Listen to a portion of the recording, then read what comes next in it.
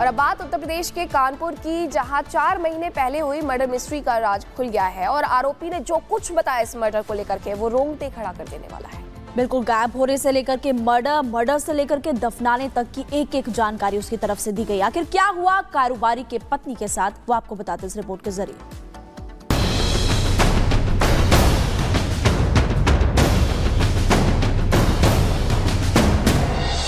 UP के कानपुर में film Drishyam का सीन देखने को मिला। जिस पत्नी की तलाश में उसके पति ने दिन रात एक कर दिया।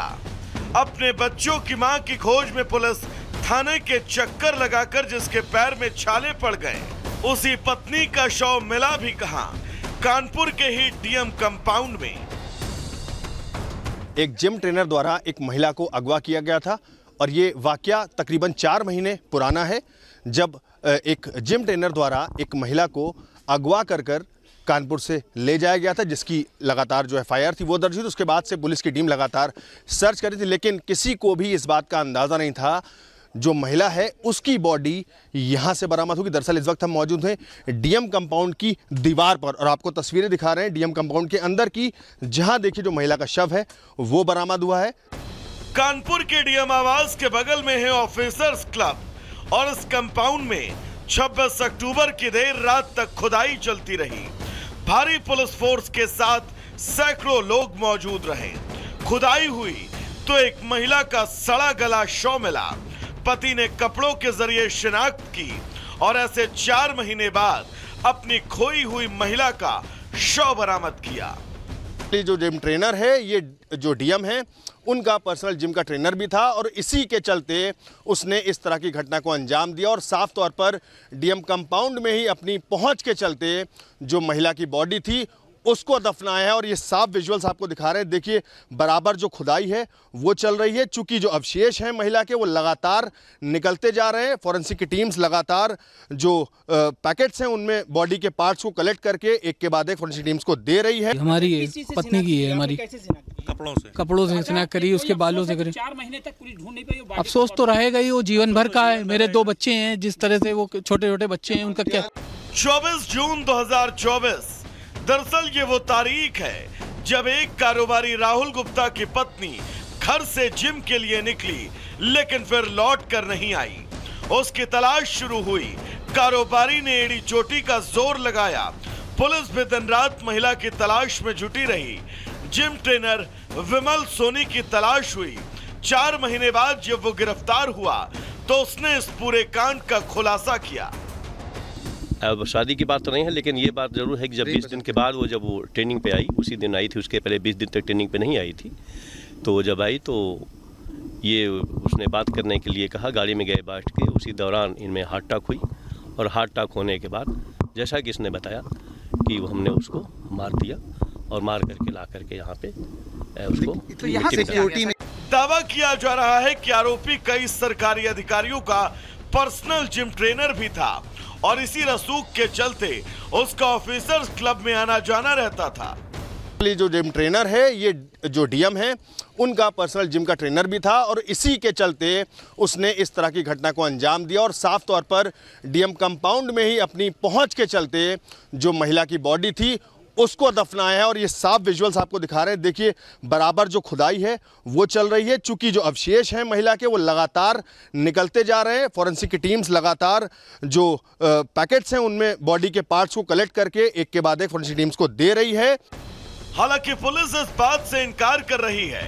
पुलिस अधिकारी के मुताबिक डीएम कंपाउंड और ऑफिसर्स क्लब का गेट अलग अलग है, लेकिन उसने कैसे वारदात को अंजाम दिया वो भी एक रहस्य है। ये जो डीएम कंपाउंड है उससे अलग सेपरेट है, उसकी बाउंड्री अलग है, उसके गेट अलग है, पीछे बाउंड्री बनी हुई है, उसका पार्ट नहीं है। लेकिन फिर मैं कह रहा हूँ कि ये चूंकि ये जगह थी, यहाँ पे रहता था, यहाँ पे भी ये ट्रेनिंग, यहाँ पे जैसे जिम के थे लोग अधिकारी आते थे देते थे, ये उसका पार्ट था। लेकिन यहाँ पे चूंकि ये जो जगह थी उसने गड्ढा खोदा था और यहाँ पे ला करके उसने शुक्रवार को पुलिस के हत्थे चढ़े जिम ट्रेनर विमल सोनी ने पुलिस को खूब घुमाया। कभी कोई कहानी सुनाई तो कभी कोई और। पहले इसने बताया कि हमने गंगा जी में फेंका। गंगा जी में हमारी पूरी टीम गई, नाव से पूरी सर्च करी और हम लोग इस बात के लिए पूरे रात दिन लगे रहे कि भाई बॉडी कहाँ पे है, क्योंकि ये जो बताता रहा उसका कसौटी पे हम लोग गए और उस पर जो वीडियो थी हम लोगों के पास, जो बाकी चीज़ें थी उससे मिलान किया और टाइमिंग का मिलान किया तो टाइमिंग में फ़र्क आने लगा। तो जब हम लोगों ने बहुत सख्ती से पूछताछ की तब फाइनली उसने बताया। जिस घटना का खुलासा पिछले 4 महीने से नहीं हो पा रहा था, उसके आरोपी विमल सोनी को गिरफ्तार करना इतना आसान भी नहीं था। पुलिस ने बहुत मेहनत की है, परिवार वाले उनके जानते हैं, परिवार वाले 1 हफ्ता से हमारे साथ हैं। हमने कहाँ कहाँ पे टीमें ने भेजी, वो आदमी व्हाट्सएप भी नहीं यूज़ कर रहा है, मोबाइल भी नहीं यूज़ कर रहा है, किसी से कनेक्ट में नहीं है। उसके 2 खाते थे, वो खाते उसके बंद हो गए, पैसे उसके पास नहीं थे। हमारी टीम पूना गई, हमारी टीम आगरा गई, हमारी टीम पंजाब गई। जब आदमी कोई जो एक्यूज है वो कोई कनेक्शन नहीं यूज़ कर रहा है, व्हाट्सएप नहीं यूज़, मोबाइल नहीं यूज़, बाकी नहीं यूज़, तो आप समझ सकते हो कि कितना टफ टास्क था। ये पंजाब में, जैसा मिलने पे पूछने पे बताया, इसने पंजाब में करीब 20 दिन होटल में काम किया। जिम ट्रेनर विमल सोनी ने आखिर महिला की हत्या क्यों की? क्या ये प्रेम प्रसंग का मामला था या फिर कोई और विवाद? वो सवाल है। लेकिन सवाल ये भी है कि एक जिम ट्रेनर आखिर कैसे डीएम कंपाउंड के पास आकर महिला को दफना देता है और उसकी भनक न अधिकारियों को लगती है और न ही पुलिस प्रशासन को। Bureau report, Republic Bharat.